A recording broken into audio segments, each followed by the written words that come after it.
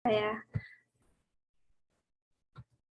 Assalamualaikum warahmatullahi wabarakatuh. Om Swastiastu, Namo Buddhaya. Salam sejahtera bagi kita semua. Selamat pagi para peserta webinar. Bagaimana kabarnya? Semoga Bapak, Ibu, dan rekan sekalian selalu dalam keadaan sehat ya. Perkenalkan, saya Dipa Riyadatul Ais. Saya yang akan memandu webinar kali ini. Saya mewakili keluarga besar Komunitas Muda Inspiratif mengucapkan selamat datang di webinar Komunitas Muda Inspiratif. Sebelum melangkah lebih jauh, mari kita berdoa terlebih dahulu. Semoga apa yang kita lakukan pada pagi ini dapat bermanfaat bagi kehidupan kita saat ini maupun kehidupan kita di masa yang akan datang. Berdoa menurut agama dan kepercayaan masing-masing dipersilahkan.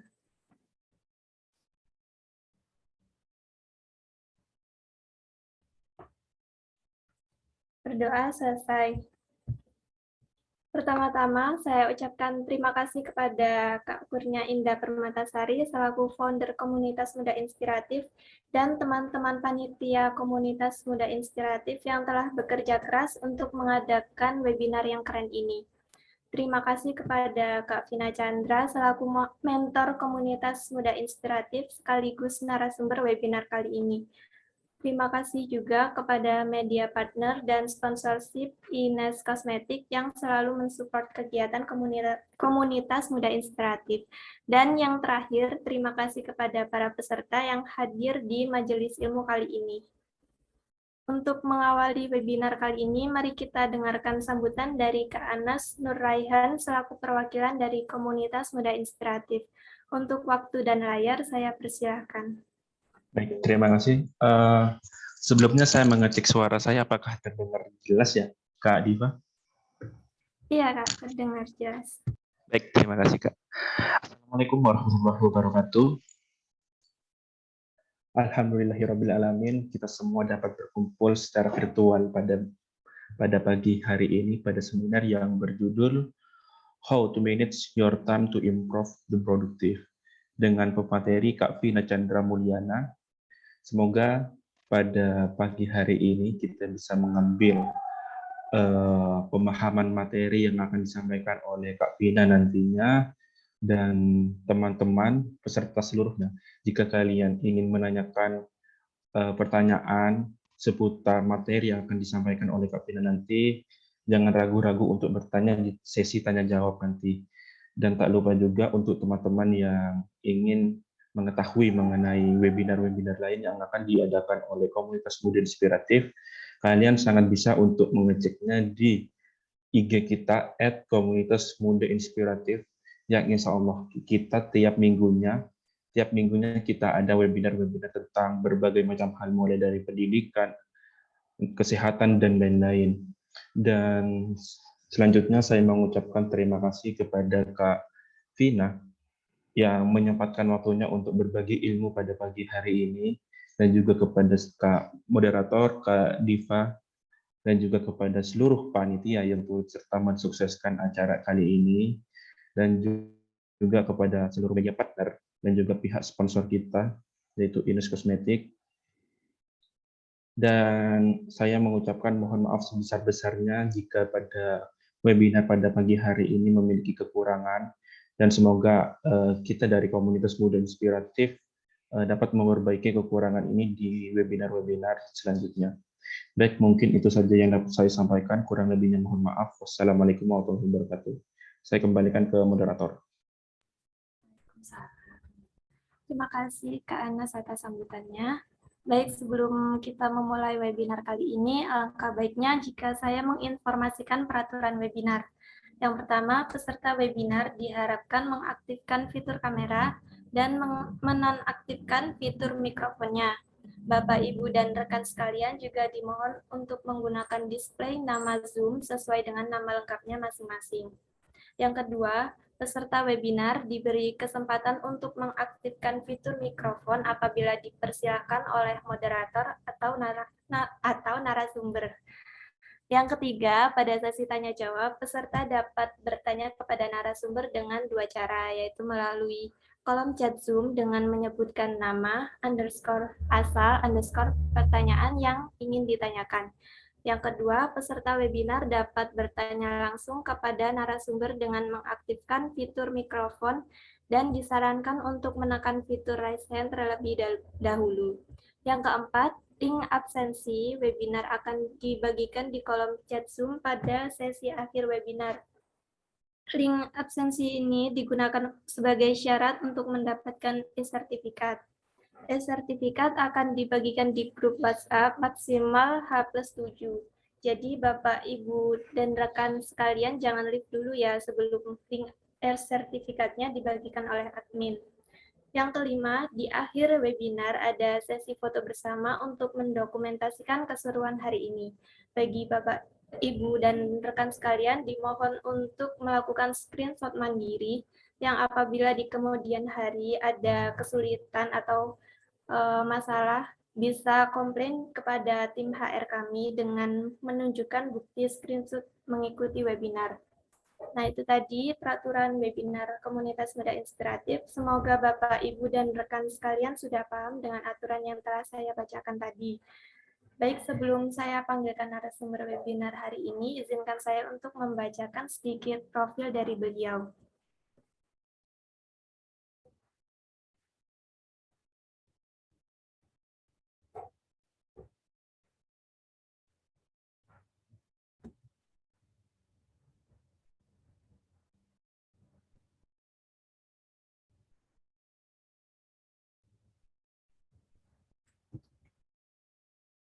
Nah, sudah tampak ya dari profil narasumber kita hari ini. Nah, nama lengkap narasumber kita kali ini yaitu Kak Vina Chandra Mulyana. Kak Chandra saat ini semester 3 Teknik Geodesi di Universitas Diponegoro. Kak Chandra berdomisili di Cilacap, Jawa Tengah. Yang ingin mutualan atau diskusi lebih lanjut dengan Kak Chandra boleh menghubungi kontak yang tertera di layar. Pengalaman internship yang terbaru dari Kak Chandra yaitu sebagai mentor dari Komunitas Muda Inspiratif. Sedangkan pengalaman organisasi yang terbaru dari Kak Chandra yaitu ikut program Staff of Indonesia Leadership Project.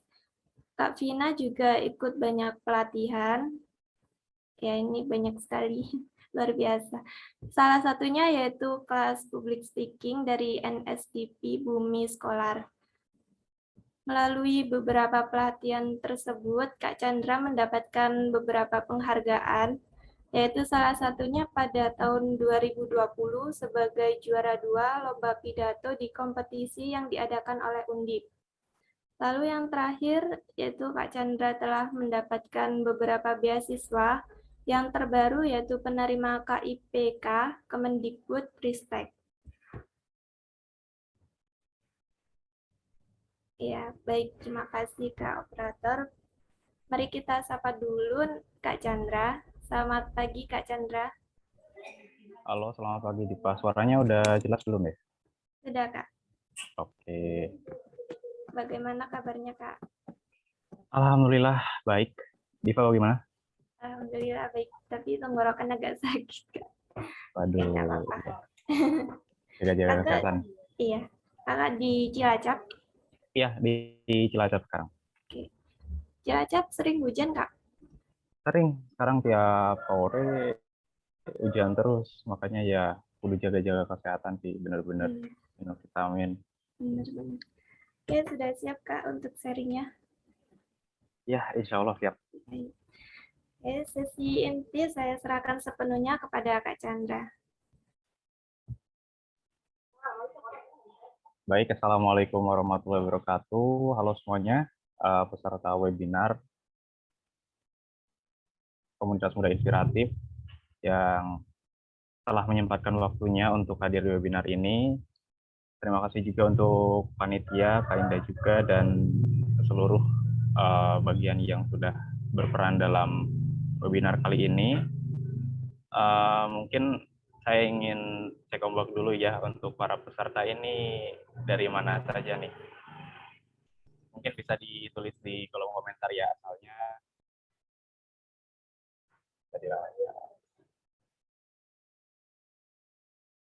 Sidoarjo. Wah, mantap. Malang, Tanjung Pinang. Oke. Kediri. Batang.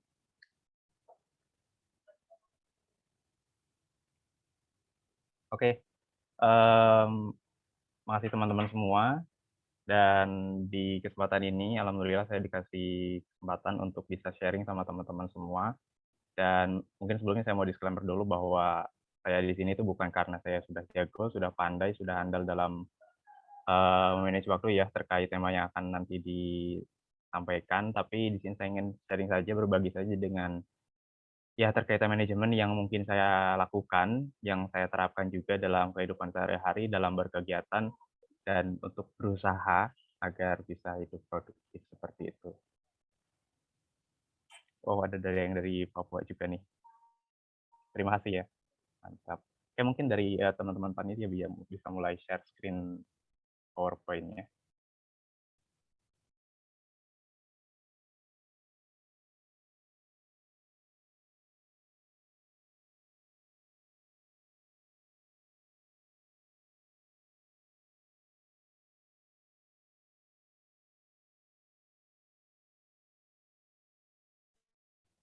Oke, materi yang akan saya sampaikan terkait manajemen waktu, judulnya adalah How to Manage Your Time to Improve the Productivity.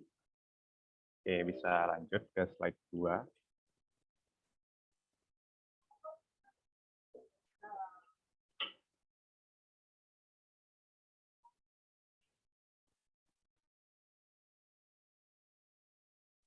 Oke, sebelum kita lanjut lebih dalam, mungkin saya ingin teman-teman bisa memberikan pendapatnya.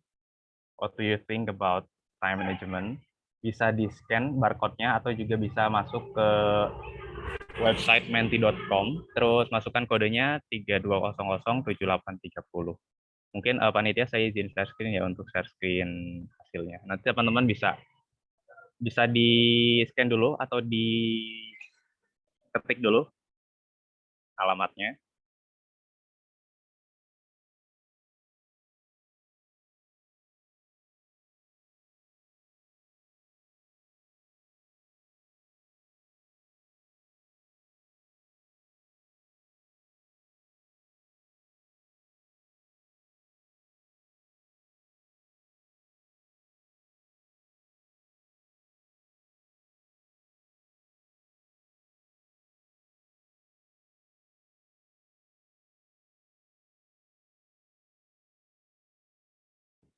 Untuk linknya udah ada di meeting chat ya. Ya juga mungkin maaf juga agak berisik karena memang ini lagi di luar biar sinyalnya lebih stabil. Mungkin saya izin share screen untuk mentinya ya.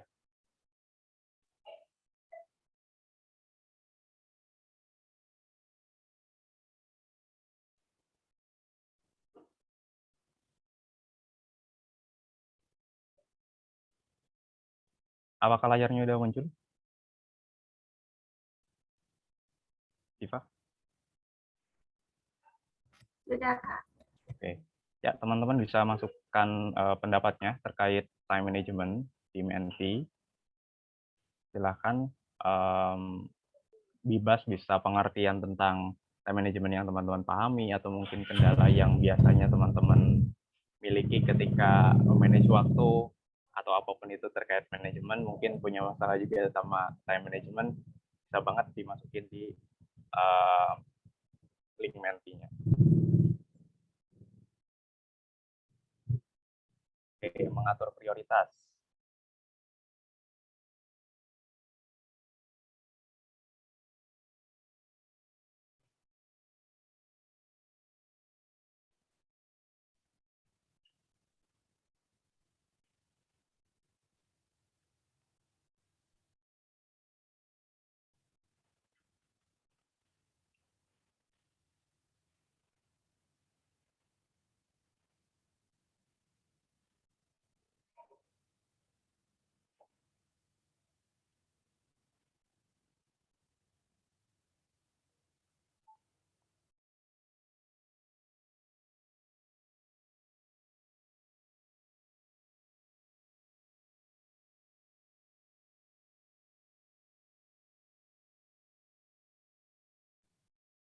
Ya, ada lagi yang lain yang mungkin punya pendapat terkait time management?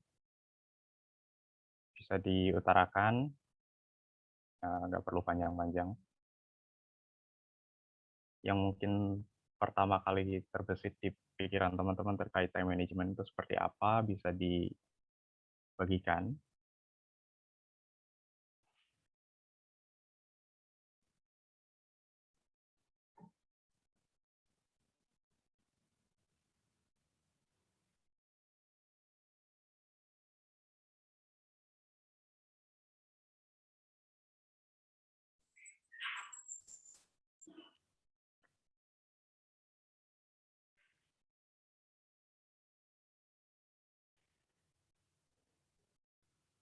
Oke, mungkin kita tunggu 2 menit lagi ya, kalau misalnya tidak ada berarti kita lanjut. Karena, pengendalian waktu. Oke, melatih menata diri.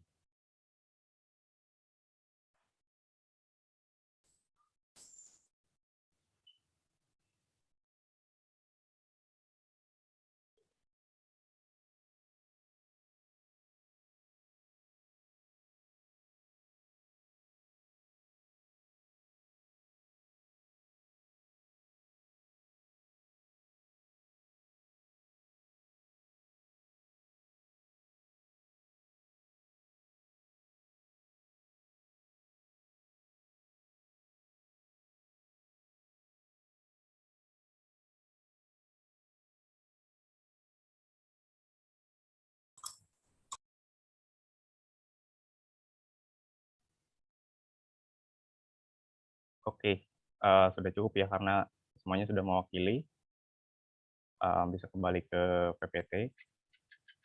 Oke, ada mengatur prioritas, mengatur waktu, melatih menata diri, menentukan skala prioritas, dan juga pengendalian waktu.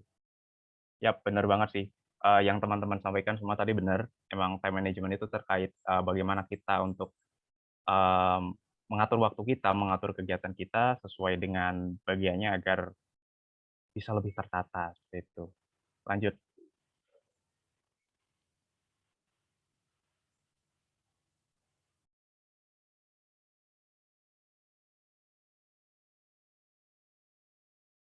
Nah, apa sih yang akan kita bahas di pagi ini? Kita akan bahas tentang yang pertama adalah what is time management, terkait pengertiannya sendiri, dan tadi teman-teman juga sudah mengutarakan pendapatnya.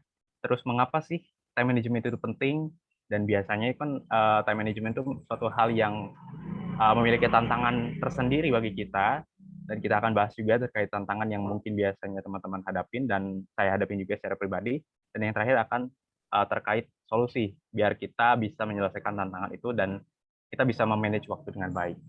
Lanjut. Oke, untuk pengertiannya, apa sih itu time management?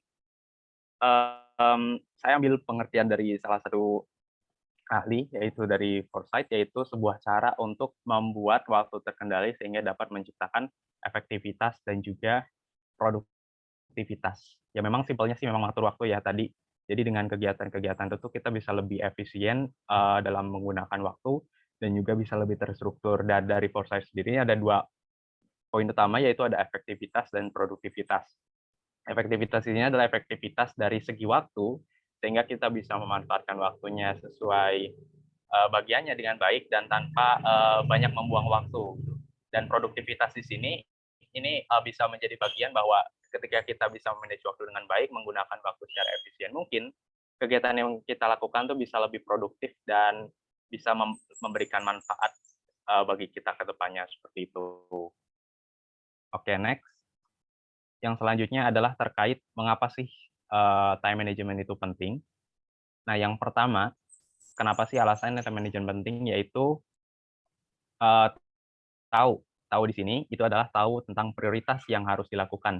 Selain itu kita juga perlu tahu tentang kuantitas dan juga kualitas dari kegiatan yang akan kita lakukan. Yang pertama ini adalah prioritas kegiatan yang kita lakukan.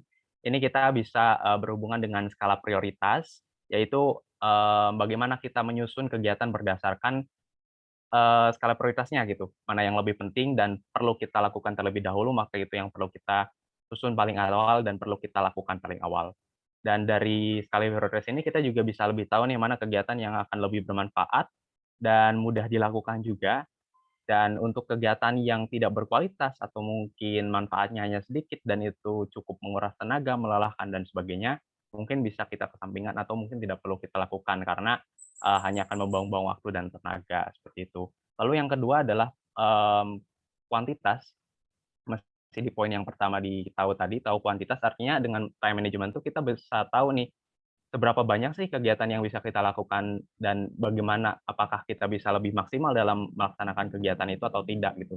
Dan yang terakhir adalah kualitas. Kualitas kegiatan yang bisa kita lakukan apakah memberikan manfaat yang besar dan berpengaruh kepada kita ke depannya atau hanya sekadar membuang-buang waktu dan melaksanakan kegiatan yang mungkin ya entah itu, kegiatan itu bisa bermanfaat atau tidak, itu juga kembali kepada kita dalam melaksanakan kegiatan. Seperti itu. Nah, yang kedua ini adalah manage your life. Kehidupan itu akan lebih terstruktur, tertata, dan terarah. Ini ada hubungannya sih dengan poin yang terakhir tadi, yaitu kualitas. Melatih kita berkegiatan sesuai kebutuhan dan manfaat yang ada, dan tadi meninggalkan kegiatan yang mungkin hanya membuang waktu, dan juga tidak memberikan manfaat yang begitu banyak. Tapi, misal ya, kalau misalnya kita ambil contoh, main game mungkin. Apakah main game itu membuang-buang waktu? Bergantung, kalau main game itu digunakan untuk refreshing dan untuk, mengisi waktu di sela-sela kesibukan, dan itu bisa membuat kita lebih menjadi rileks dan tenang, maka, main game ini juga bukanlah hal yang tidak bermanfaat juga, karena dengan me-refresh otak itu juga penting, sehingga kita bisa melaksanakan kegiatan yang selanjutnya itu dengan baik. Tapi kalau misalnya kita main game ini hanya sekedar untuk hiburan dan itu tuh bisa menghabiskan waktu dan mengesampingkan tugas utama kita, ya berarti main game ini juga, negatifnya seperti itu. Terus yang ketiga, lanjut, yaitu adalah keep your mood. Pernah nggak sih teman-teman ketika melaksanakan suatu kegiatan, dan itu tuh, ada satu hal yang membuat teman-teman itu menjadi bad mood gitu. Misalnya di kelas gitu, misalnya di kelas ada kerja kelompok, terus ternyata yang kerja nggak semua, dan kita yang paling banyak kerja atau mungkin kita yang kayak, mendapatkan tugas yang paling berat karena mungkin kurang aktif dan sebagainya.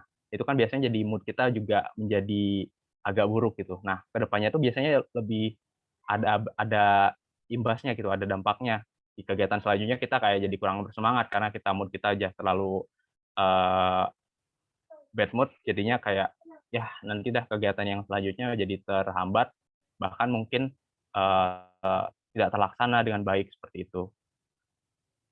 Atau mungkin, bisa juga karena perselisihan atau apa, perselisihan pendapat atau apa mungkin yang, ketika kita tidak sreg di hati, ya bisa juga jadi bad mood. Atau mungkin, ketika kita bisa manage waktu dengan baik itu kita jadi tahu loh kegiatan nanti tuh harus, apa aja, misalnya kegiatan hari ini full, berarti kita harus persiapkan mood kita supaya tetap baik sampai sore nanti, itu kegiatan tetap lancar. Caranya mungkin, menghindari hal-hal yang bisa membuat mood kita buruk, entah itu yang tadi tentang perselisihan pendapat atau mungkin, bisa jadi lebih sabar atau mungkin, buat teman-teman yang mungkin suka nonton film, nonton drakor dan sebagainya, mungkin ada jalan cerita yang bikin kita sedih dan, itu tuh tokohnya itu adalah tokoh yang kita, eee, sukai gitu kan, terus ceritanya ternyata sedih membuat mood kita jadi terbawa suasana dan jadi buruk, akhirnya kegiatan selanjutnya juga jadi nggak semangat. Nah, seperti itu mungkin kalau kegiatannya banyak dan memang itu tuh butuh mood yang bagus, nah jadi lebih tahu kan ketika kita udah me-manage waktu, kita tahu nih kegiatan kita banyak dan akhirnya itu mungkin bisa dihindari terlebih dahulu. Terus yang terakhir, poin yang keempat tentang pentingnya adalah evaluasi. Mungkin, kata-kata yang ada di sini adalah kata-kata klise yang saya modifikasi sendiri, yaitu kemarin itu sejarah, sekarang itu proses, besok itu misteri. Artinya apa yang kita lakukan sekarang adalah proses, dan proses yang kita lakukan itu, kita juga perlu belajar dari kegiatan kita yang ada di hari kemarin. Mungkin kegiatan-kegiatan yang ada di kemarin ternyata kita, kurang memanfaatkannya dengan baik, atau mungkin kegiatan yang kita lakukan banyak sia-sianya, banyak membuang waktunya, banyak kegiatan yang tidak terlaksana dengan baik. Nah, itu yang jadikan sebagai pelajaran. Makanya kemarin tuh jangan langsung dilupakan saja, tapi diambil hikmahnya dan yang bagus bisa kita terapkan lagi dan kita tingkatin. Karena besok itu masih menjadi misteri nih, masih menjadi suatu hal yang, awang-awang entah bagaimana apa yang akan terjadi besok, itu yang perlu harus disiapkan. Makanya perlu kita susun hari ini agar besok tuh bisa lebih baik. Mungkin bisa diambil contoh aja ya ketika kita belajar tentang sejarah Indonesia gitu, atau mungkin kita belajar tentang Indonesia. Sekarang mungkin kita sebagai generasi muda dituntut untuk bisa memajukan Indonesia di masa depan, dan kita juga belajar dari masa lalu gitu, bagaimana Indonesia ini tentang sejarahnya dan apa aja yang perlu kita perbaiki, dan saat ini adalah proses agar yang ada di depan nanti bisa berhasil. Ya kurang lebih seperti itu kita dalam berkegiatan juga sama. Hari ini itu harus ada peningkatan dari hari sebelumnya walaupun hanya 1% seperti itu. Lanjut next. Terkait tantangannya. Oke. Lanjut tantangan yang pertama, yang teman-teman pasti nggak asing dan setuju banget, yang adalah gadget. Gadget itu menjadi sesuatu yang ya berdampingan dengan kita, tapi juga bisa menghambat. Selain memberikan manfaat, apalagi sekarang ya dengan kondisi pandemi ini, ya gadget sudah menjadi bagian dari hidup, part of life. Karena apa-apa mungkin gadget, entah itu kuliah, entah itu kerja, atau mungkin kegiatan-kegiatan yang lain, komunikasi juga terbatas, kita pakainya gadget. Ya gadget ini memang bermanfaat dan dibutuhin gitu. Tapi kalau misalnya gadget ini digunakan secara tidak bijak, berlebihan, dan justru malah mengesampingkan kewajiban kita yang lain, mungkin itu kewajiban untuk sekedar makan, itu karena kita butuh juga, atau mungkin untuk berolahraga, atau mungkin untuk mengerjakan tugas tadi, waktunya dihabiskan untuk bermain gadget, ya berarti gadget ini jadi tantangan yang harus kita kendalikan sendiri, karena itu berhubungan sama kegiatan kita dan itu bagaimana kita cara mengaturnya. Terus yang kedua, ini adalah over planning. Pernah nggak sih teman-teman dalam 24 jam itu, misalnya penghujung hari, terus teman-teman berpikir bahwa kenapa kegiatanku hari ini tidak semuanya berjalan dengan lancar, padahal aku udah menyusunnya dengan baik dan masih ada aja yang tidak terlaksana atau bahkan terlaksana dengan tidak maksimal gitu. Kenapa ya gitu kan? Kenapa time managementku udah aku terapkan dengan baik gitu. Dan tapi sampai hari ini masih ada perasaan mengganjal yang itu tuh terjadi karena ada kegiatan yang tidak terlaksana gitu. Ternyata ini adalah dampak dari over planning. Dari sebuah buku, saya pernah baca sebuah buku judulnya Time Management karya M. Christian, itu ternyata over planning itu ada 2 gejala gitu. Yang pertama itu terlalu sibuk berkutat dengan rencana, yang kedua itu terlalu sibuk dengan menjadikan semua objek itu sebagai bagian dari rencana gitu. Nah, yang pertama itu terlalu sibuk berkutat dengan rencana, misalnya teman-teman nih hari ini atau mungkin nanti malam mau ngerencanain buat besok kegiatannya, di pagi hari mau olahraga pagi, terus ada kuliah, siangnya ada isoma, mungkin sorenya mau mengerjakan tugas atau mungkin mau ada acara apa, terus malamnya nanti makan malam, isoma dan sebagainya, terus malamnya mengerjakan tugas, terus tidur jam 10 atau jam 10 misalnya. Tapi ternyata hanya rencana aja, dan ketika besok hari itu datang, teman-teman masih berkutat dengan rencana itu lagi gitu. Sepertinya ada tugas deadline ini ya, berarti nanti deadline dulu. Akhirnya malah rencana, aksinya nggak ada, aksinya kurang maksimal.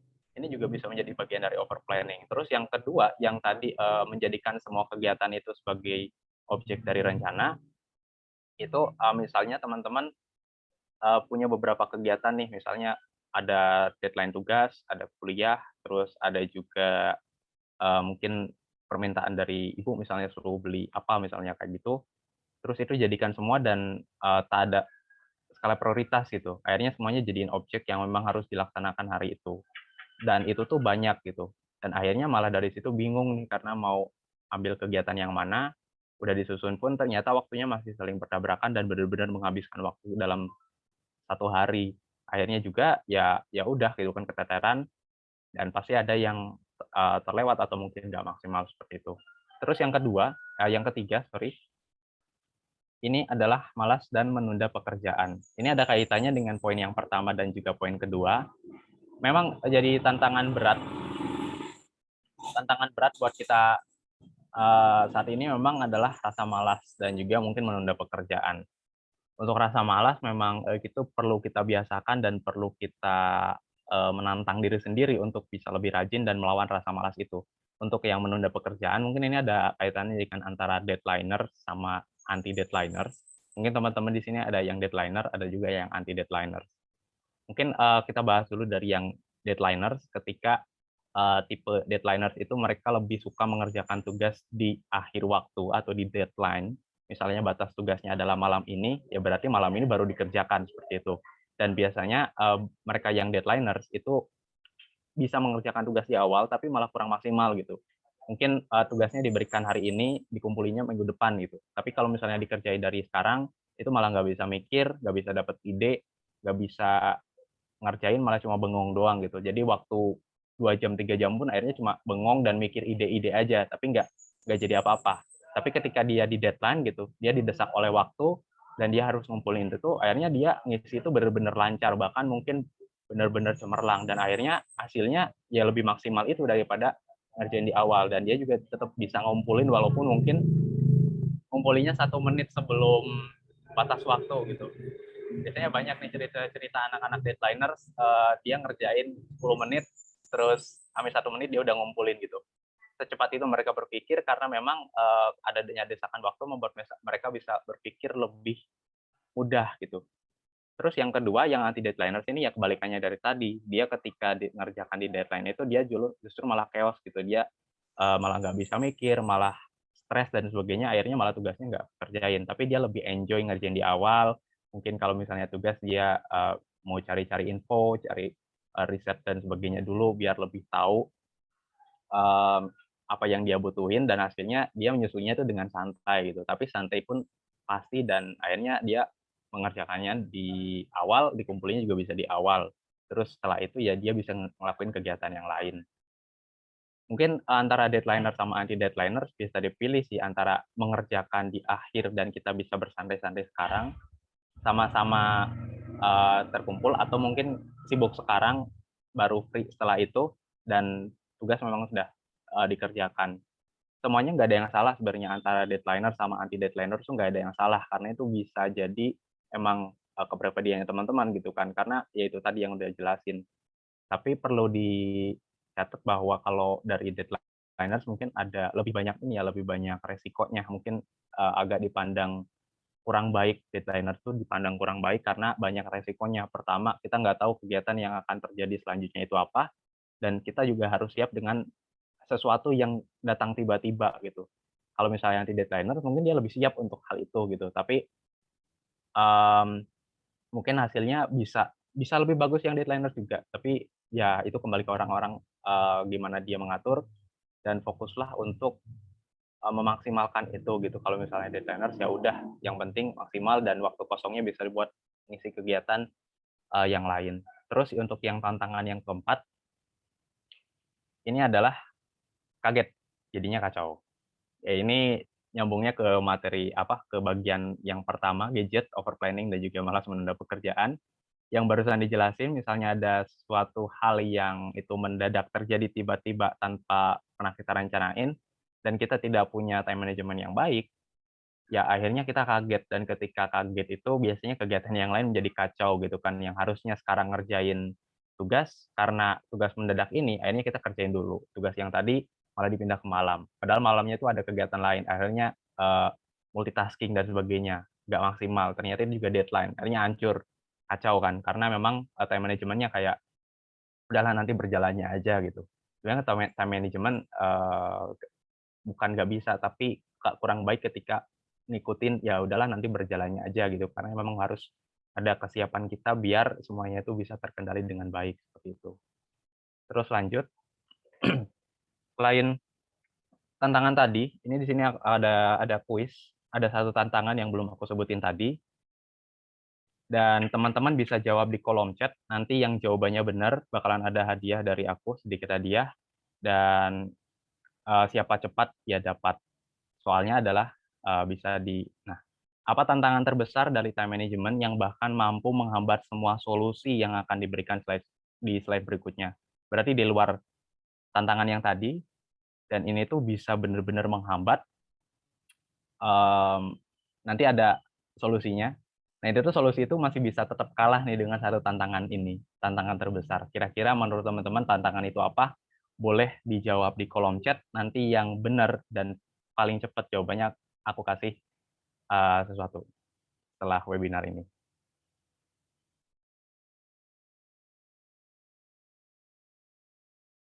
Kira-kira apa nih tantangan yang bisa jadi tantangan terbesar dan mungkin terberat gitu? Bisa dijawab aja di kolom komentar. Nanti siapa tahu benar, nggak ada yang tahu, nanti bisa dapat hadiah.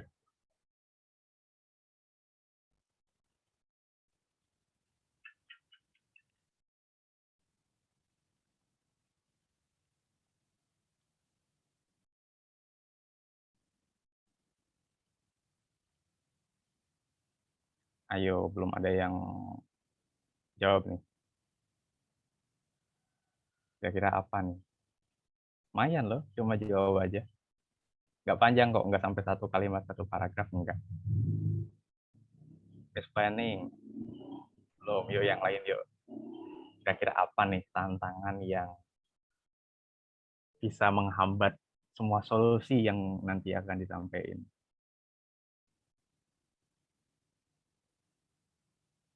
Nah, coba kira-kira dari teman-teman mungkin pernah ngalamin nih, kayak punya banyak cara tapi pada akhirnya gagal gitu untuk ngatur waktu tuh. Akhirnya gagal karena satu hal. Nah, satu hal itu yang jawaban dari kuis ini.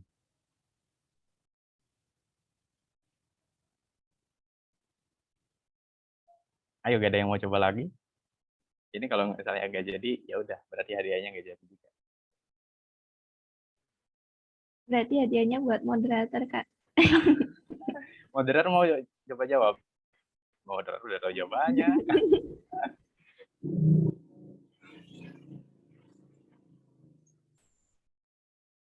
Ayo, kira-kira apa nih?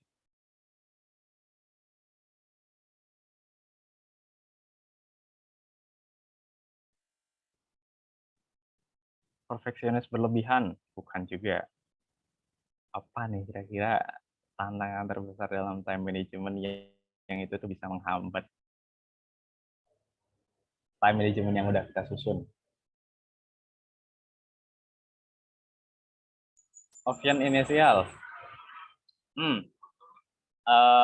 Awalannya B. Kalau nggak J deh. Antara B sama C. Apa coba kira-kira? Awalannya B. Ini 955 nggak ada yang jawab, berarti kuisnya hangus. Kira-kira apa ya yang jadi tantangan kita gitu kalau misalnya kita nyusun time schedule misalnya. Oh, buat hari ini udah disusun A, B, C, D, hari Senin, Selasa, Rabu, Kamis, Jumat, Sabtu, Minggu berjalan. Tapi pada akhirnya ya mandek gitu, berhenti. Kira-kira apa ya yang menyebabkan time management tadi itu gagal gitu? Burnout? Enggak juga sih. Bukan burnout. Apa ya coba?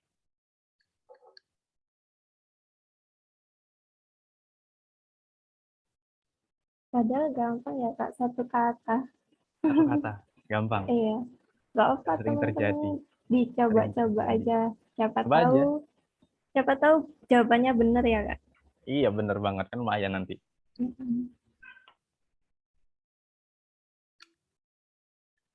Ayo, 1 menit lagi. Kalau misalnya nggak ada, berarti hangus nih. Kira-kira apa ya? Bisa dijawab aja nih di kolom komentar.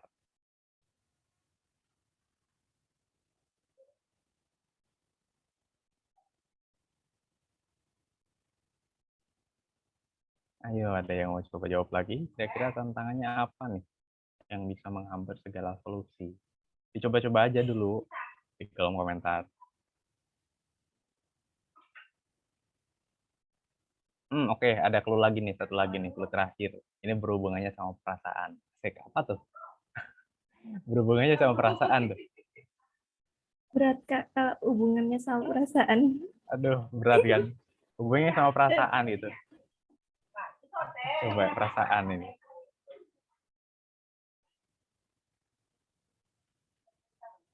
Oke, bener banget. Jawabannya adalah jenuh dari Irma Jauzalia. Jawabannya jenuh. Oke, bisa lanjut di next. Jadi jenuh ya, jenuh atau bosan. Itu tuh bakal jadi tantangan terbesar. Nanti solusinya tuh ada nih, ada solusi A, B, C, D.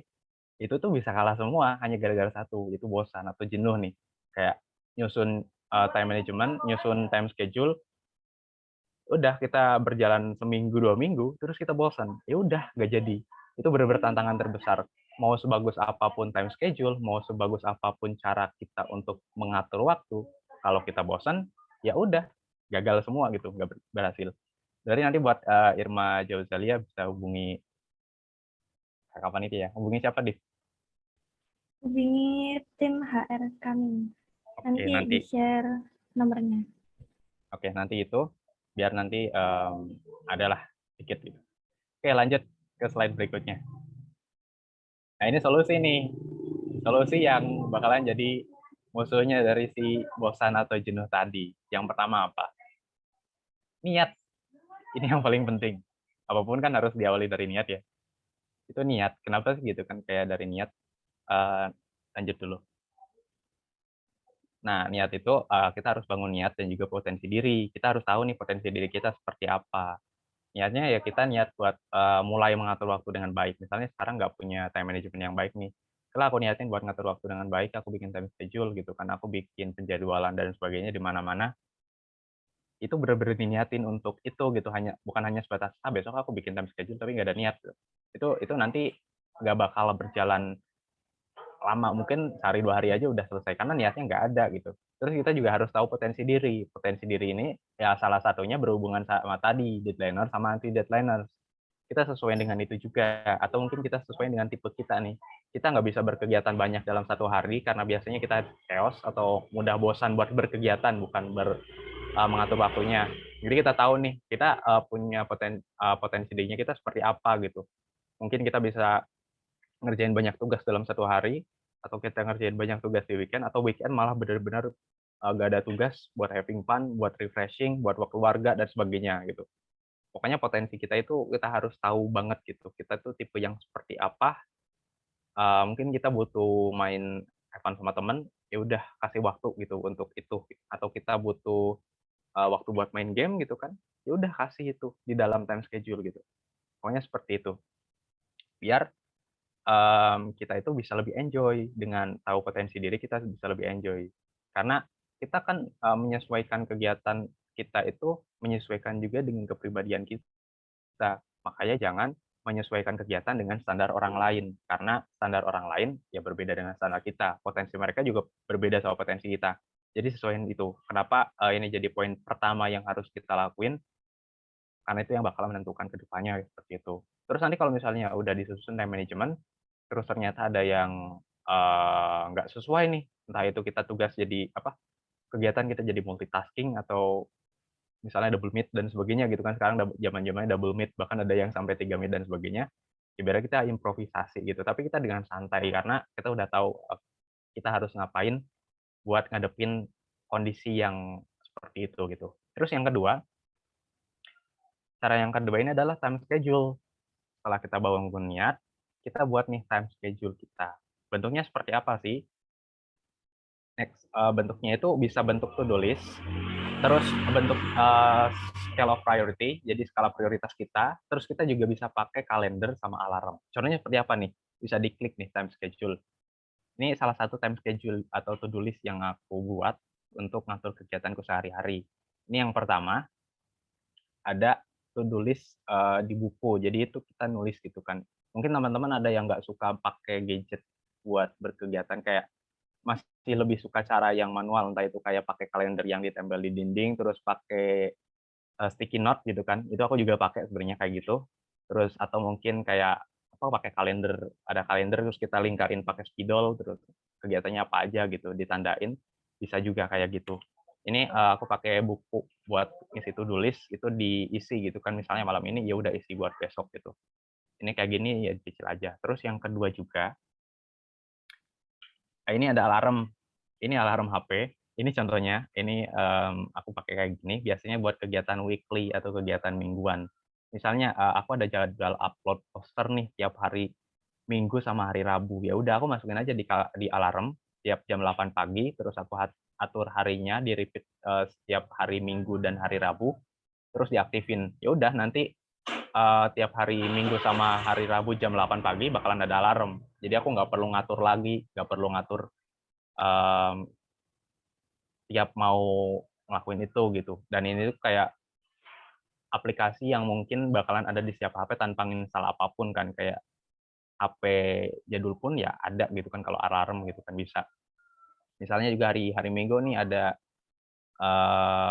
kegiatan apa misalnya kursus dan sebagainya, atau mungkin ada rapat divisi mungkin buat yang ikut organisasi atau kepanitiaan, biasanya kayak gini sih, aku masukin di alarm biar nggak lupa gitu. Karena dulu pernah kejadian, aku lupa pasang alarm, akhirnya lupa nih, tahu-tahu ingatnya pas udah kelar gitu kan. Kan, kayak ya kita jadi, melalaikan tugas gitu.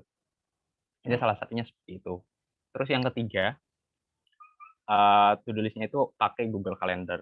Kalau ini mungkin buat teman-teman pasti punya akun Google, bisa dimanfaatin akun Google Calendar-nya, dan ini kan juga bisa berbagi mungkin teman-teman di kegiatan, entah itu organisasi atau apa, mungkin sama teman nih, bisa gitu kan, bikin jadwal yuk yang kita barengan, misalnya jadwal kuliah atau jadwal sekolah, kita bikin di Google nih, kan nanti ada alarmnya di-set gitu. Misalnya ada tugas, kita drop situ link-nya dan sebagainya, kan bisa detail di sini. Ini adalah contoh mungkin, kegiatan yang mungkin aku masukin di Google Calendar gitu, ada jamnya juga biar kita tahu nih. Terus ada reminder misalnya hari ini, apa ya, aku harus nonton misalnya bukan hanya buat kegiatan yang seperti itu ya, misalnya aku pernah juga kayak kemarin, MotoGP, mungkin teman-teman yang nonton MotoGP kayak last race di Valencia buat Rossi gitu kan, aku tandain biar aku bisa nonton dan aku inget.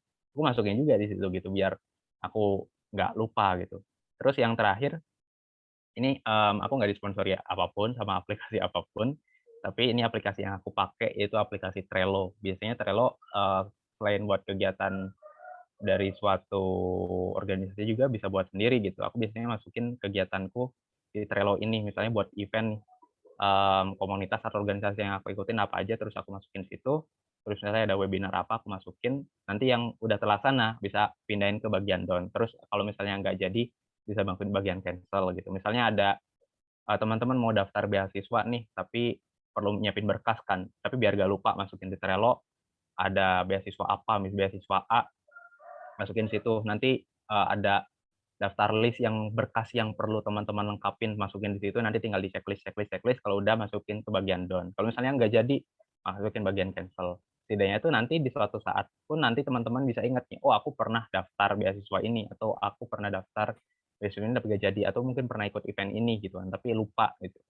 Itu bisa ada jejaknya gitu dan kita nggak bakal lupa. Setidaknya itu ada bisa jadi manfaat buat kita ke depan, kayak mungkin kita daftar suatu, kegiatan atau apapun itu bisa kita bawa loh, dulu pernah daftar ini tapi belum berhasil gitu. Karena kegagalan juga bisa jadi suatu hal yang baik ketika itu kita manfaatin, buat bahan pembelajaran, gitu. Mungkin bisa bagian ke back, kita lanjutin lagi bagian, solusinya. Solusi yang ketiga yaitu tentang produktif. Jadi kita nyusun kegiatan itu berdasarkan kegiatan yang bisa memberikan manfaat gitu. Oke, next. Di sini aku tandain produktif itu bukan sibuk. Kenapa sih? Mungkin teman-teman juga ada yang punya pendapat, boleh di-share di kolom chat. Kenapa produktif dan sibuk itu berbeda gitu? Kalau misalnya dari pandanganku pribadi gitu kan, produktif dan sibuk itu suatu hal yang berbeda, walaupun banyak orang yang masih kayak menganggapnya sama gitu. Kalau dari pendapatku itu, produktif itu berkaitan dengan output-nya, sedangkan kalau sibuk itu berkaitan dengan waktu gitu. Jadi, antara effort sama impact lah, kurang lebih seperti itu gitu. Kalau produktif itu impact-nya dia banyak, kalau sibuk itu effort-nya emang banyak, tapi impact-nya yang dikit gitu. Jadi jangan dibalik, karena impact yang lebih diutamain, biar manfaat yang kita dapat itu bisa lebih banyak gitu. Ya sebenarnya nyambung sama skala prioritas di poin kedua sih. Jadi kita nyusun berdasarkan skala prioritas. Kegiatan yang perlu kita lakukan terlebih dahulu dan itu tuh penting dan memberikan manfaat yang besar, berarti kita yang, perlu dilakuin lebih awal gitu. Kalau misalnya kegiatan yang menguras, tenaga atau mungkin kita manfaatnya dikit gitu, itu mending, dihilangin aja. Karena nanti kalau misalnya dilakuin tuh hanya jadinya kayak sibuk gitu. Aku sibuk kegiatan banyak, tapi sebenarnya manfaatnya kurang gitu. Beda mungkin sama kegiatannya dikit, tapi manfaatnya banyak banget. Nah, itu yang lebih bagus. Jadi bedain antara produktif sama sibuk dari output-nya gitu. Lebih baik output-nya banyak, waktunya output banyak, waktu banyak ya nggak apa-apa, syukur waktunya dikit tapi output banyak, dibanding dengan waktunya banyak, output-nya sedikit, itu malah merugiin. Terus yang terakhir, ini adalah komitmen.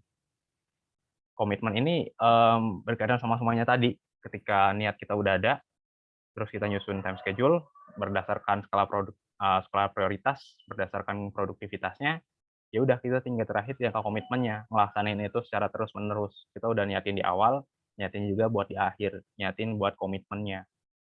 Tuh biar apa aja yang kita lakuin tuh ya tetap berjalan gitu. Dan ini berhubungan sama kuis tadi,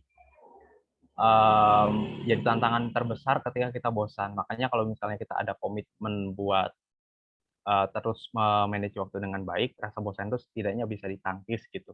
Walaupun pada akhirnya bosan pun bisa melawan dari komitmen itu, tapi ya udah kita harus benar-benar berusaha biar time management yang udah kita susun tuh bisa terus terlaksana gitu. Karena itu bisa bermanfaat buat kita ke depannya. Tadi juga udah dijelasin di awal terkait kenapa time management itu penting, bisa meningkatkan kualitas hidup kita. Seperti itu sih. Next. Ya, planning is easy, consistency is hard. Gitu. Jadi ya berkutat dengan rencana gampang. Mungkin yang terakhir dari aku, lanjut nggak apa tadi. Sorry ya, agak berisik. Terakhir dari aku, ini aku juga dapetin moto ini dari salah satu mentorku, itu adalah memanfaatkan masa muda untuk berinovasi, mencoba banyak hal dan juga merasakan kegagalan. Untuk saat ini teman-teman, khususnya sekarang di masa muda ini, manfaatin deh untuk melakukan hobi, mencari passion, mengembangkannya, inovasilah banyak-banyak, cobain banyak hal, nggak perlu takut buat ngelakuin kegiatan, karena kita nggak bakal tahu kesempatan itu bakalan ada atau enggak, gitu kan.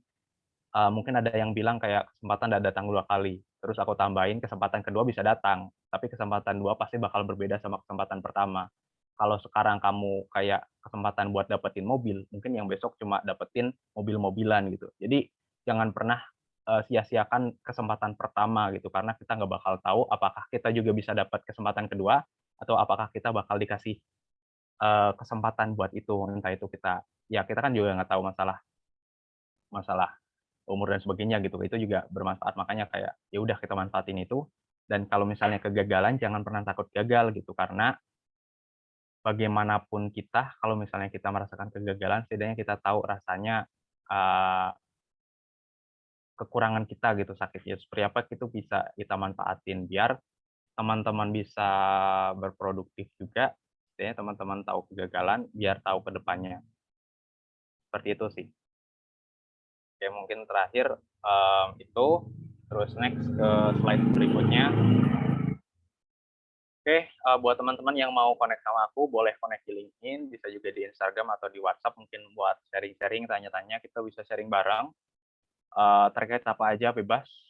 Nanti biar membangun silaturahmi juga, relasi juga, biar kita siapa tahu dengan membangun relasi teman-teman bisa tahu banyak. Termasuk aku juga bisa ikut KMI ini dan bisa jadi mentor juga. Salah satunya adalah dulu ikut salah satu webinarnya dari mentor, dan kita bangun relasi itu, akhirnya ibaratnya aku connect sama beliau, terus ada kesempatan di KMI ini, aku daftar dan akhirnya aku keterima, dan ya bisa menjadi, ibaratnya bisa mengikuti jejaknya seperti itu. Itu yang aku lakuin, salah satunya dengan membangun relasi. Mungkin dari aku cukup sekian, kalau kalau misalnya dari penyampaian yang aku sampaikan masih ada yang kurang, aku mohon maaf, tapi semoga aja apa yang aku sampaikan bisa bermanfaat buat teman-teman. Terima kasih.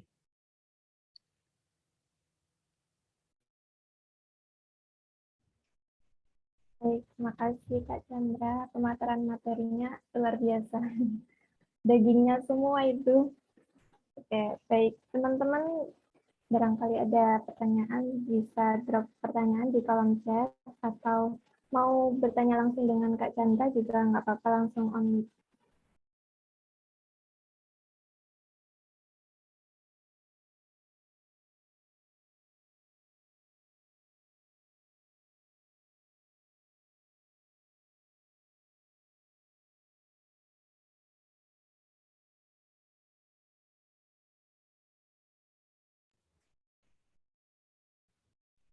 Jadi di sini sudah ada Kak Citra, sudah resen.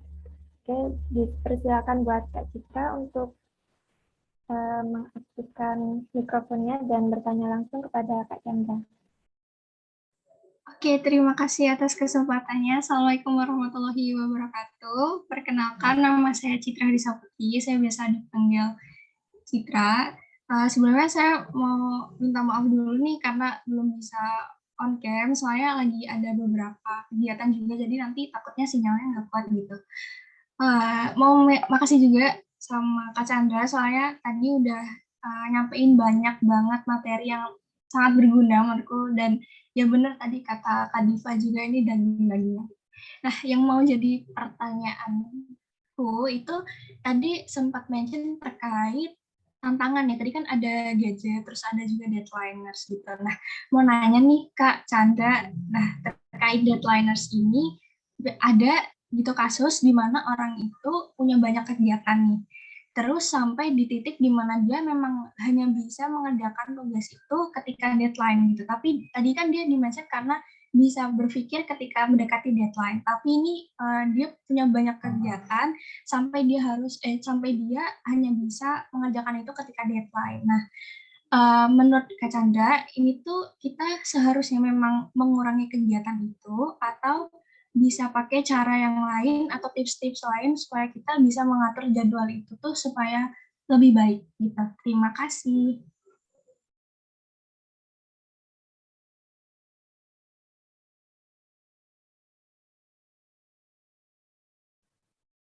Oke, ini aku langsung jawab aja ya.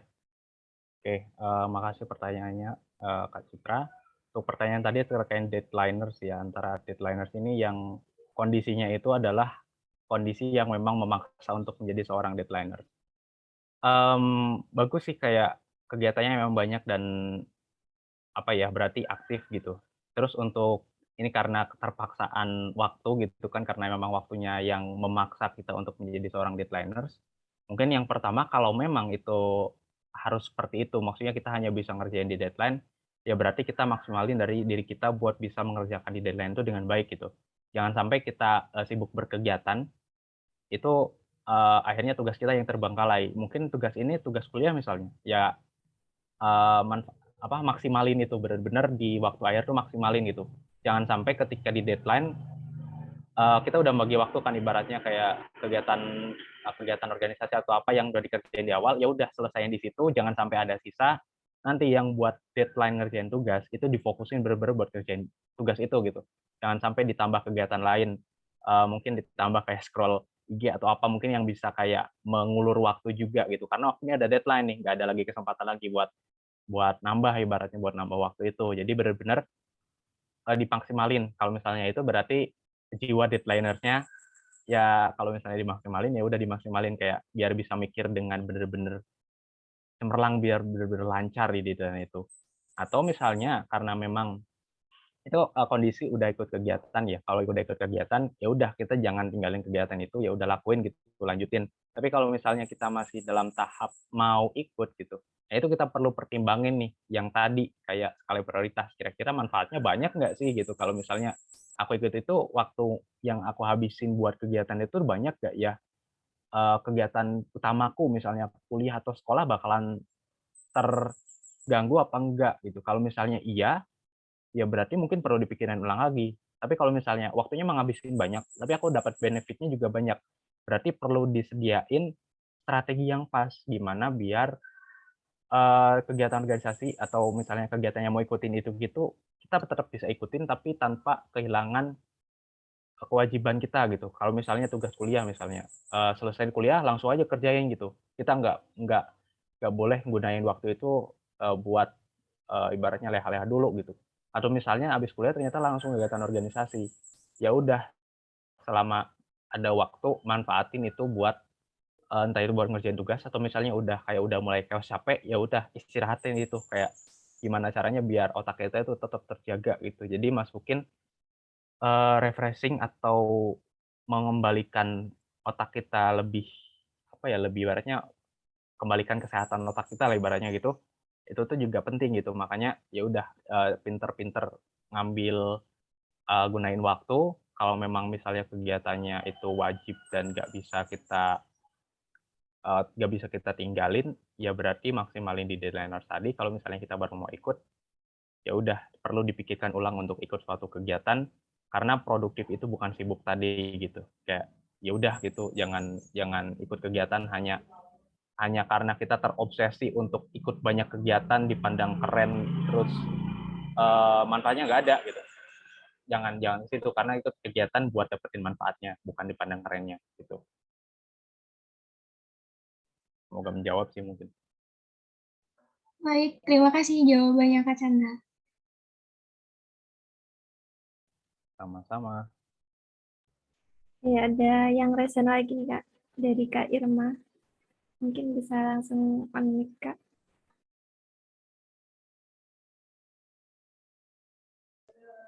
Oke, Kak izin bertanya ya. Menurut Kak Chandra, itu efektifan mana ketika kita mengatur time management berdasarkan jam, seperti jam 1 sampai jam 2 kita belajar, kemudian jam 3 sampai jam 4 kita ada acara organisasi, atau kita mengatur prioritas dalam sehari itu, misal dalam sehari itu kita ingin belajar, dan yang kedua kita ingin membangun relasi seperti itu. Tapi waktunya itu nggak ditentukan, Kak. Itu kan lebih fleksibel. Nah, menurut Kakak itu efektifan mana cara ke satu dan cara kedua? Seperti itu, Kak. Oke, pertanyaan bagus dan oke, aku langsung jawab ya. Masih ada pertanyaan lanjutan ya? Udah itu aja. Oke. Ini pertanyaannya bagus, antara kita ngatur jadwal atau time management berdasarkan jam atau berdasarkan skala prioritas yang nggak terikat sama waktu. Kalau dari aku sih sebenarnya, aku pernah pakai itu semua dan ada plus minusnya gitu ketika aku ngatur ngatur berdasarkan jam nih, kayak ya waktu masih eee, SD, SMP gitu yang kayak ngatur jam segini ke jam segini ngapain gitu. Itu tuh bisa bisa, tapi apa ya, kadang kita ada suatu hal yang di luar kendali kita, yang akhirnya tuh bikin mulur gitu. Nah ini yang jadi tantangan beratnya tuh ketika mulurnya ini gitu. Kalau misalnya, tadi misalnya contohnya jam, sekian sampai jam sekian ada kegiatan, terus lanjutannya itu ada kegiatan lagi gitu. Kalau misalnya yang kegiatan awal mulur, kegiatan yang kedua juga bisa ikut mulur, dan ya udah akhirnya mundur semua gitu. Nah ini yang perlu dihadapin gitu. Jadi kita juga harus tahu misalnya langkahnya kalau misalnya mulur, kita mau ya udahin aja kalau misalnya kita lagi ngerjain tugas, tugasnya belum kelar, ya udah ditinggal dulu, kita lanjutin kegiatan tadi yang udah dijadwalin, atau ya bikin kegiatannya mulur gitu.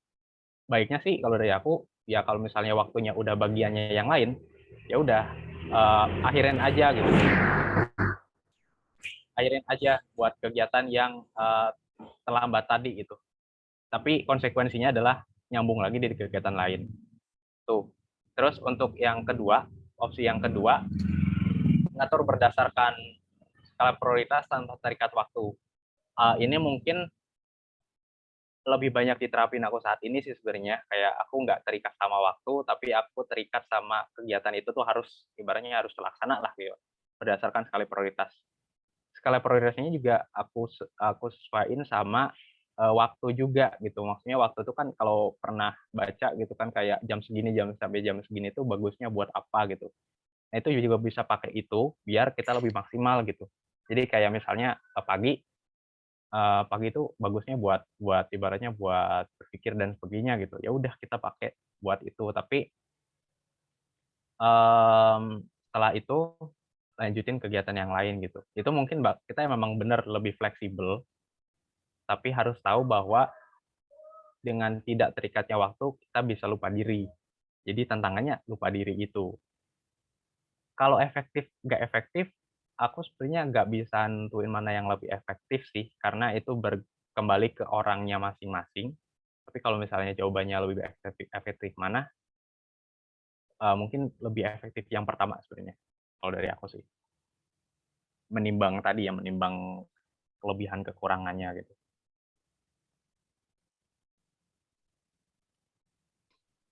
Oke Kak, terima kasih Kak. Oke, semoga cukup menjawab ya, kalau misalnya belum, tanyain lagi aja nggak apa-apa nanti. Iya.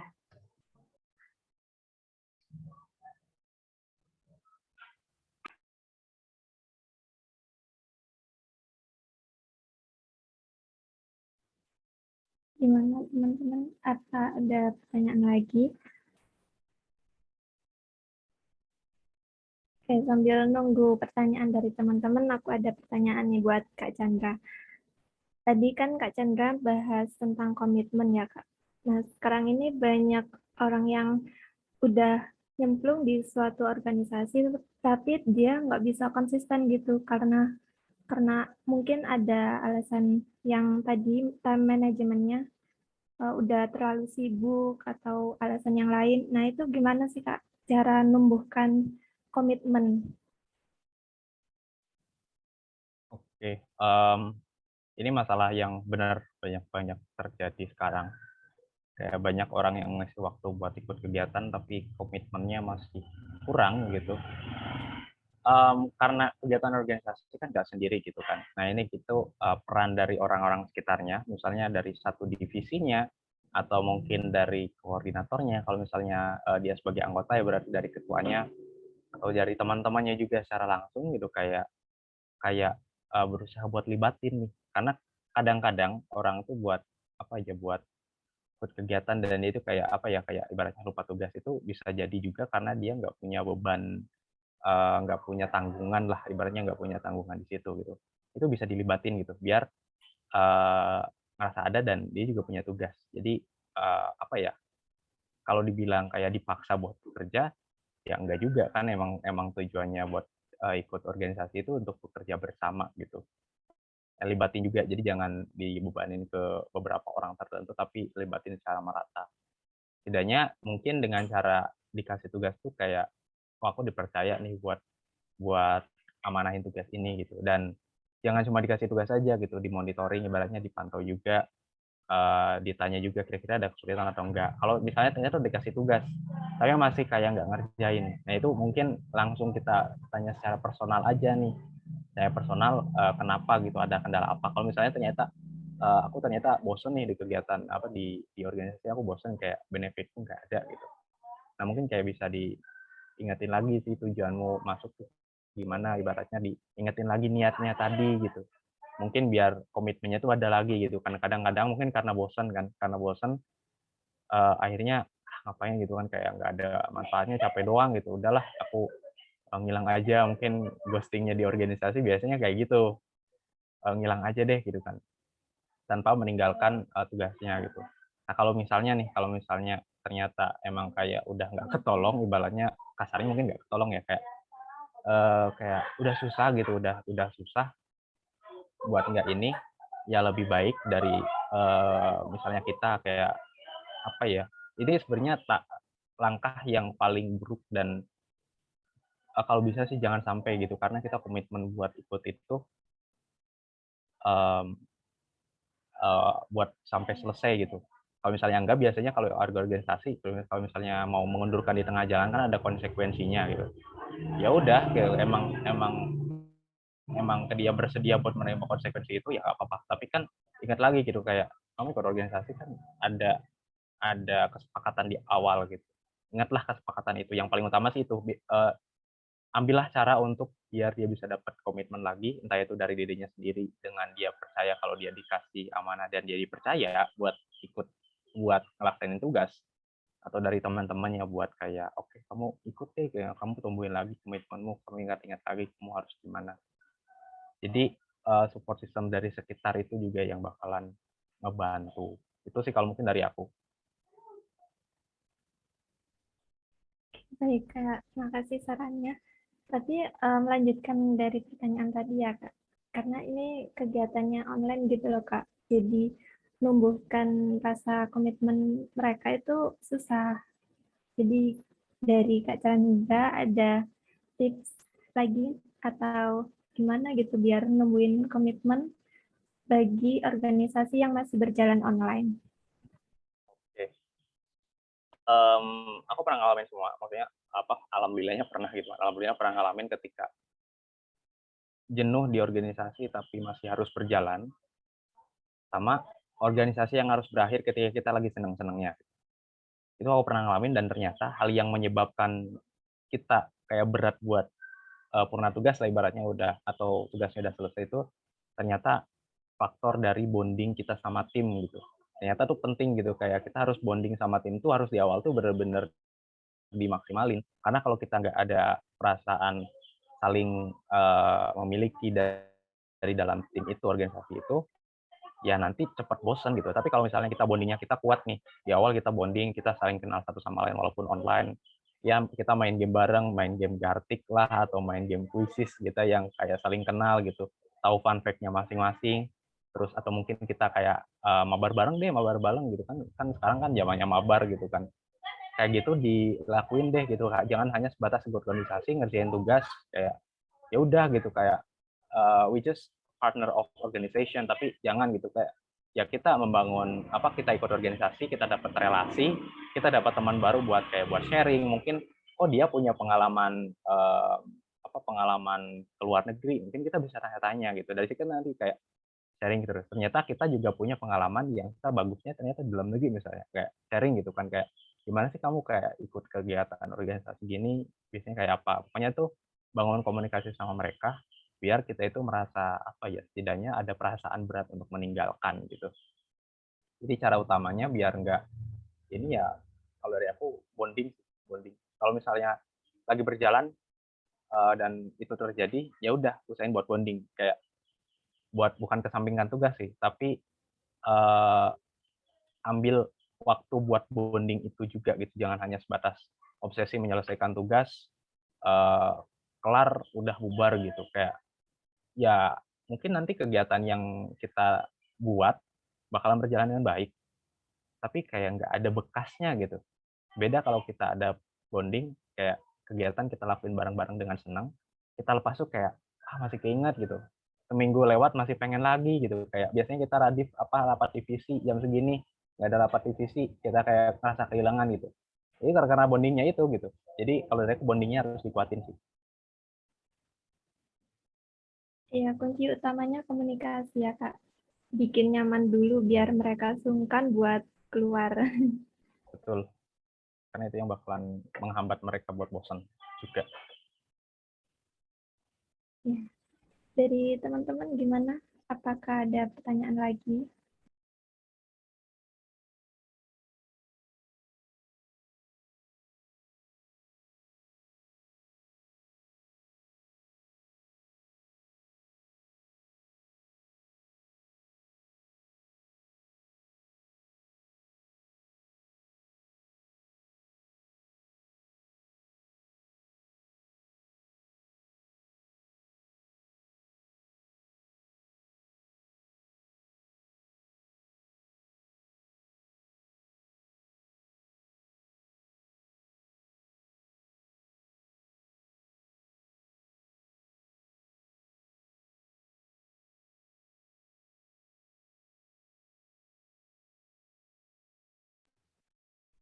Gimana? Udah nggak ada ya? Oke, baik kita akhiri sesi tanya jawab hari ini. Terima kasih Kak Chandra atas sharingnya, materinya sangat bermanfaat.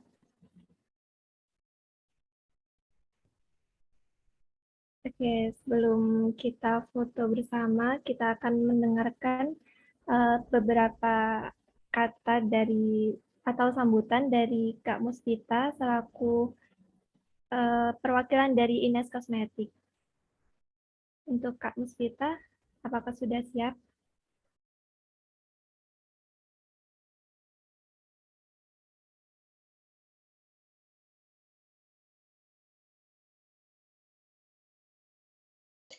Oke, sebentar ya, Mbak.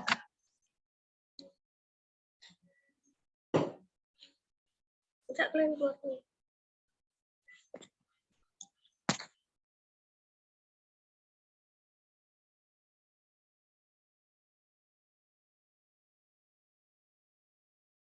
Oh ya ampun, mana?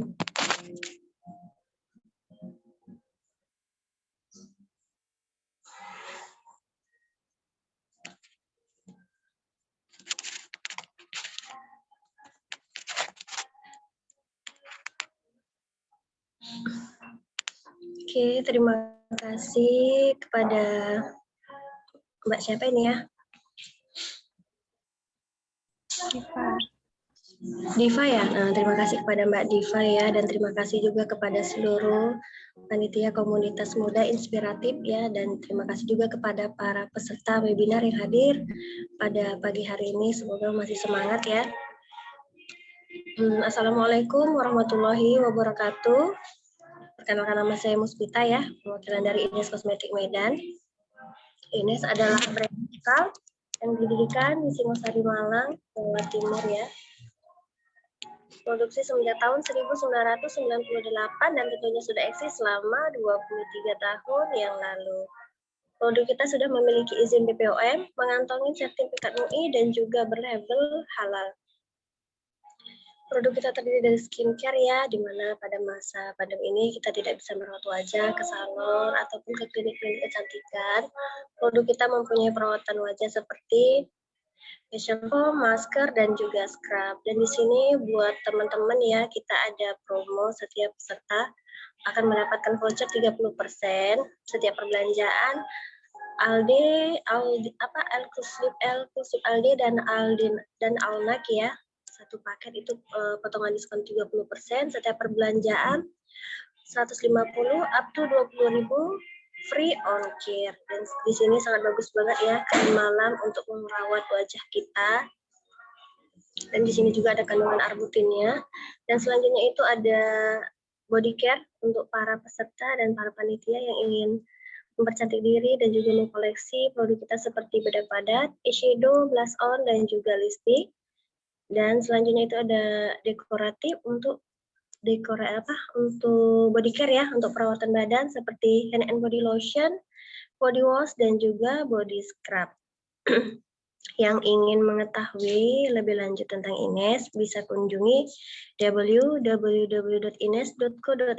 atau mendownload aplikasi My Ines di Play Store. Dan yang ingin berbelanja langsung bisa kunjungi outlet Ines terdekat di wilayahnya masing-masing. Dan demikianlah kata sambutan dari saya, dari Ines Kosmetik, dan terima kasih kepada seluruh panitia yang selalu memberi kesempatan kepada Ines untuk mensponsori acara webinar Panitia Komunitas Muda Inspiratif, dan terima kasih. Assalamualaikum warahmatullahi wabarakatuh. Terima kasih, Mbak. Terima kasih Kak Muspita sambutannya. Oke, teman-teman yang mau kepo-kepoin Ines bisa langsung kunjungi websitenya atau kunjungi di gerai-gerai terdekat. Oke, izinkan saya untuk membacakan sedikit kesimpulan dari materi hari ini. Time management adalah cara untuk mengendalikan waktu agar tercapai efektivitas dan produktivitas. Time management membuat kita mengerti prioritas kegiatan yang dilakukan, membuat kehidupan lebih terstruktur, tertata, dan terarah, membuat mood tetap bagus, dan membuat kita dapat mengevaluasi kegiatan. Tantangan dalam manajemen waktu yaitu yang pertama gadget, yang kedua overplanning atau terlalu sibuk dengan rencana tapi tidak dijalankan, atau bingung mau mengerjakan yang mana dulu. Yang ketiga, malas dan sering menunda pekerjaan. Dan yang keempat, alasan yang terbesar dari time management ini yaitu bosan. Lalu untuk solusinya yaitu yang pertama niat dan ketahui potensi diri, time schedule, produktif, dan komitmen. Ingat, jangan sesuaikan manajemen waktu berdasarkan standar orang lain. Produktif dan sibuk adalah hal yang berbeda. Produktif lebih mengutamakan impact atau output-nya. Pesan dari Kak Chandra, manfaatkan masa mudamu untuk berinovasi, mencoba banyak hal dan merasakan kegagalan. Jangan sia-siakan kesempatan. Baik, itu tadi kesimpulan dari webinar hari ini. Bagi teman-teman yang ingin melihat ulang tayangan webinar, bisa langsung lihat di YouTube Komunitas Muda Inspiratif. Nanti linknya akan disebar di grup. Baik, itu saja. Saya ucapkan terima kasih kembali kepada Kak Chandra selaku narasumber kita kali ini, dan terima kasih kepada teman-teman yang sudah hadir di webinar kali ini. Boleh diaktifkan kameranya dulu, kita dokumentasikan webinar kali ini. Mungkin sebelum ini aku izin masuk lagi ya. Mungkin dari aku mau ngucapin terima kasih banyak kepada teman-teman dari Komunitas Muda Inspiratif atas kesempatannya, dan ucapin juga buat para peserta, terima kasih sudah meluangkan waktunya di hari Sabtu untuk ikut kegiatan ini. Ya mungkin semoga ini bisa menjadi salah satu langkah teman-teman buat hidup produktif juga ya. Tetap semangat, lakuin kegiatan yang teman-teman lakuin dan maksimalkan itu. Terima kasih. Terima kasih Kak, saran-sarannya dan materinya luar biasa. Oke, gimana teman-teman? Kita sempatkan waktu dulu sebentar untuk foto bersama. Oke, sesi foto bersama saya serahkan ke operator Kak Anggit. Ini yang bisa on-cam boleh dinyalakan kameranya.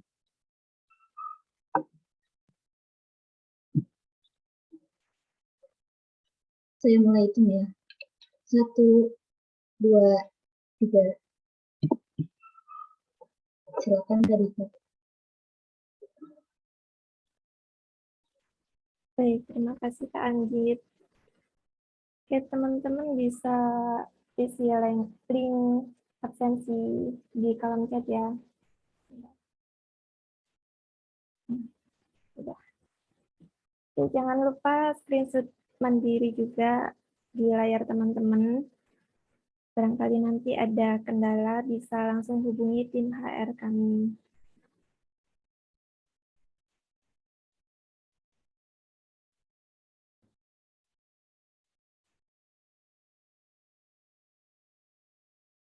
Baik, terima kasih. Saya akhiri. Assalamualaikum warahmatullahi wabarakatuh. Mohon maaf apabila selama webinar kali ini terdapat banyak kesalahan. Sampai jumpa di webinar Komunitas Muda Inspiratif episode selanjutnya. Jangan lupa follow Instagram Komunitas Muda Inspiratif, dan teman-teman boleh mengabadikan webinar kali ini di story Instagram teman-teman masing-masing. Oke, terima kasih. Terima kasih ya semuanya.